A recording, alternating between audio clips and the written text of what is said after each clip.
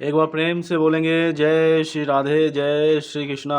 देखिए, पद्मा एकादशी का महात्म्य जानेंगे आज के वीडियो में। और पद्मा एकादशी है, इसको परिवर्तनी एकादशी भी कहा जाता है।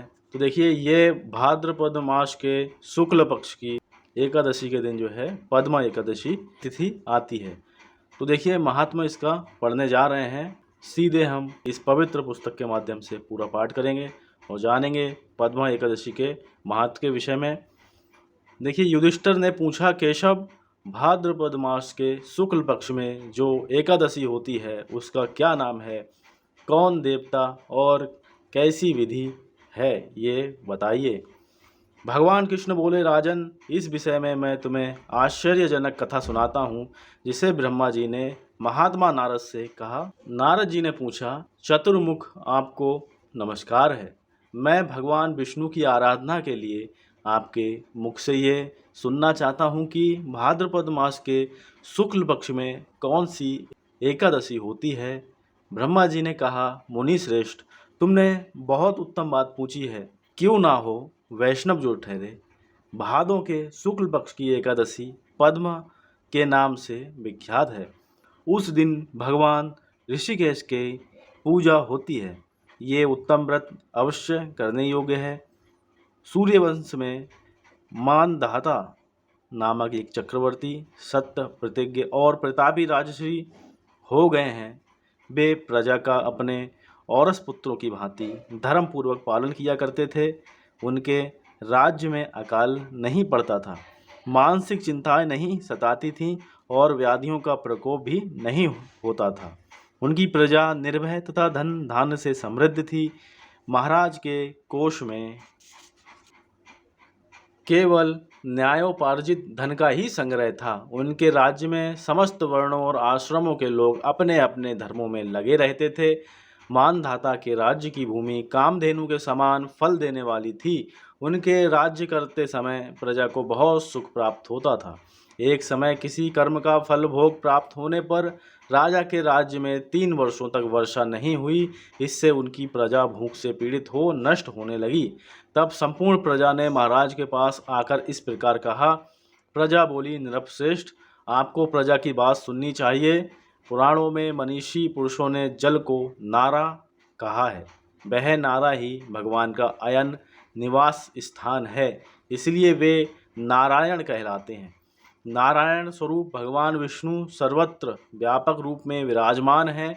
वे ही मेघ स्वरूप होकर वर्षा करते हैं। वर्षा से अन्न पैदा होता है और अन्न से प्रजा जीवन धारण करती है। नृपश्रेष्ठ, इस समय अन्न के बिना प्रजा का नाश हो रहा है, अतः ऐसा कोई उपाय कीजिए जिससे हमारे योग क्षेम का निर्वाह हो। राजा ने कहा, आप लोगों का कथन सत्य है, क्योंकि अन्न को ब्रह्म कहा गया है। अन्न से प्राणी उत्पन्न होते हैं और अन्न से ही जगत जीवन धारण करता है। लोक में बहुधा ऐसा सुना जाता है तथा पुराण में भी बहुत विस्तार के साथ ऐसा वर्णन है कि राजाओं के अत्याचार से प्रजा को पीड़ा होती है, किंतु जब मैं बुद्धि से विचार करता हूँ तो मुझे अपना किया हुआ कोई अपराध नहीं दिखाई देता। फिर भी मैं प्रजा का हित करने के लिए पूर्ण प्रयत्न करूँगा। ऐसा निश्चय करके राजा मानदाता इन्हें गिने व्यक्तियों को साथ ले विधाता को प्रणाम करके सघन वन की ओर चल दिए। वहां जाकर मुख्य मुख्य मुनियों और तपस्वियों के आश्रमों पर घूमते फिरे। एक दिन उन्हें ब्रह्मपुत्र अंगिरा ऋषि का दर्शन हुआ। उन पर दृष्टि पड़ते ही राजा हर्ष में भरकर अपने वाहन से उतर पड़े और इंद्रियों को वश में रखते हुए दोनों हाथ जोड़कर उन्होंने मुनि के चरणों में प्रणाम किया। मुनि ने भी स्वस्ति कह के राजा का अभिनंदन किया और उनके राज्य के 7 अंगों की कुशल पूछी। राजा ने अपनी कुशल बताकर मुनि के स्वास्थ्य का समाचार पूछा। मुनि ने राजा को आसन और अर्घ्य दिया। उन्हें ग्रहण करके जब वे मुनि के समीप बैठे तो उन्होंने इनके आगमन का कारण पूछा। तब राजा ने कहा, भगवान, मैं धर्मानुकूल प्रणाली से पृथ्वी का पालन कर रहा था। फिर भी मेरे राज्य में वर्षा का अभाव हो गया। इसका क्या कारण है, इस बात को मैं नहीं जानता। ऋषि बोले, राजन, यह सब युगों में उत्तम सतयुग है। इसमें सब लोग परमात्मा के चिंतन में लगे रहते हैं तथा इस समय धर्म अपने चारों चरणों से युक्त होता है।